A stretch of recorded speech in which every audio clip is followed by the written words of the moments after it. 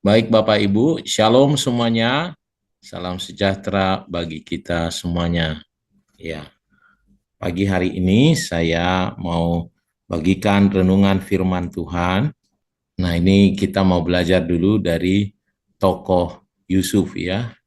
Bagaimana iman dari Yusuf ya, bahwa dia sebenarnya anak yang terakhir, kedua terakhir gitu lebih tepatnya, karena dia anak ke-11 dari 12 bersaudara. Tapi bagaimana dia bisa naik menjadi pahlawan ya, menjadi penanggung jawab, akhirnya menjadi yang sulung. Yusuf, anak ke-11 dari Yakub yang dari ibunya Rahel ya. Dia mendapat kasih dari Yakub karena lahir dari istri yang disayangi dan mendapatkan mimpi masa depan yang membuat saudara-saudaranya iri dan cemburu yang akhirnya menjualnya menjadi budak. Yusuf mengalami perjalanan dari seorang budak yang akhirnya menjadi penguasa kedua di Mesir setelah Firaun.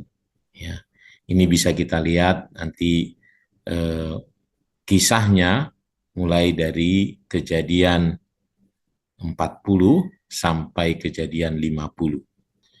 Nah, bagaimana Tuhan bisa membawa dia? Tentu yang pertama karena dia sangat teguh percaya akan Tuhan dan percaya akan janji Tuhan yang dia terima melalui mimpinya. Ya, kita tidak usah baca ayatnya, saya berharap nanti saudara boleh baca ayatnya ya. Dia kasih tahu mimpinya di Kejadian 37 pada saudara-saudaranya, juga kepada orang tuanya. Tetapi akibatnya saudara-saudaranya makin benci akan dia, dan akhirnya ya tadinya berencana untuk membunuhnya, tapi akhirnya menjualnya dan menjadi budak di Mesir. Tetapi dia terus saja percaya akan janji Tuhan. Mengapa? Karena dia tidak pernah mengeluh.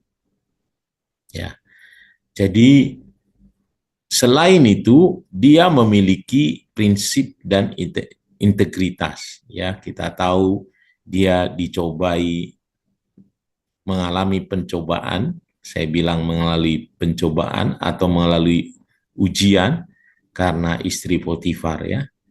Tetapi Yusuf menolak godaan istri Potifar. Jadi satu hal yang harus kita belajar, bagaimanapun menariknya godaan si jahat atau kesulitan apapun, kita harus pegang prinsip dan integritas supaya kita bisa dibawa Tuhan naik ke tingkat kemuliaan yang lebih lagi. Ya. Nah, yang ketiga adalah dia memiliki ketahanan dalam situasi yang sangat sulit. Ya. Banyak orang, banyak anak-anak Tuhan, saudaraku, jatuh dalam perkara ini. Ya, kalau dia sudah kesusahan, dia lupa imannya, dia lupa integritas. Ya, kalau dia keadaan terjepit, dia susah. Tetapi Yusuf tidak demikian. Ya, dia sudah dimasukkan dalam sumur, ya menjadi budak di Mesir, padahal dia kesayangan bapaknya tadinya di rumah. Ya, sudah baik-baik di rumah Potifar, difitnah, lalu masuk penjara lagi. Sudah baik-baik di penjara, teman lupa akan dia. Tetapi tetap dia memiliki keteguhan hati bahwa kesulitan memang ada, tetapi Tuhan ada untuk mengizinkan semuanya itu supaya supaya dia mempunyai kesempatan untuk bisa naik ke tingkat kemuliaan yang lebih tinggi. Nah, yang keempat, kita melihat bahwa Yusuf memiliki kecakapan. Dia melatih kecakapannya sedemikian sehingga dia terus berhasil. Tentu Alkitab menuliskan bahwa dia berhasil karena Tuhan. Karena Tuhan ia membuat Yusuf berhasil. Tetapi sesungguhnya dia belajar terus meningkatkan kecakapannya, ya. Dia orang yang taat kepada bapaknya, dia bisa diandalkan bapaknya untuk pergi ke saudara-saudaranya, memberikan makanan, ya. Demikian juga dia di rumah Potifar, ya, dapat diandalkan untuk mengurus segala sesuatu. Ketika dia di penjara, dia menjadi bertugas untuk mengatur semua narapidana, menghiburnya, menasehatinya, dan dia juga cakap menafsir mimpi. Ya.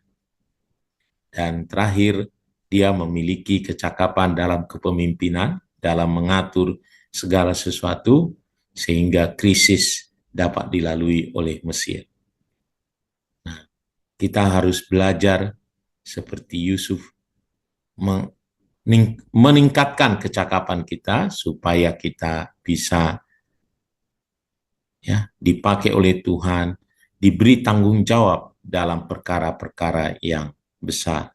Talenta yang dimiliki oleh Yusuf berkembang terus dari 1 menjadi 2, 2 menjadi 4, 5 menjadi 10, seperti firman Tuhan. Mari kita mengasah kecakapan kita supaya kita bisa menjadi bertumbuh, bahkan menjadi pahlawan seperti Yusuf, ya. Dan yang kelima, dia memiliki hati, ya, yang luar biasa. Nah, ini yang saya mau bacakan untuk kita semuanya, ya. Kejadian 50 ayat 20. Memang kamu telah mereka-rekakan yang jahat terhadap aku, tetapi Allah telah mereka-rekakannya untuk kebaikan, dengan maksud melakukan seperti yang terjadi sekarang ini, yakni memelihara hidup suatu bangsa yang besar.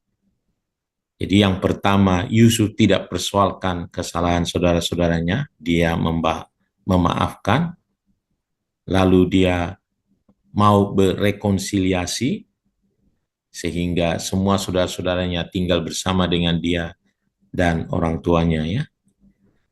Dan yang terpenting adalah Yusuf bisa melihat rencana dan pekerjaan Tuhan di balik semua kejadian yang dia alami. Ini. Mari Bapak Ibu miliki satu kemampuan untuk melihat semua kesulitan, persoalan yang kita hadapi untuk membawa kita, bukan untuk menghancurkan, tetapi membawa kita naik kelas. Ya, dia katakan, kalian merekakan yang jahat, tetapi Allah mereka-rekakannya untuk kebaikan. Ya. Kita harus dapat melihat semua hal yang tidak baik yang kita terima dari orang lain sebagai cara Tuhan untuk membawa kita menjadi berkat. Biar ini menjadi renungan bagi kita semuanya. Ya, Tuhan Yesus memberkati. Mari kita berdoa.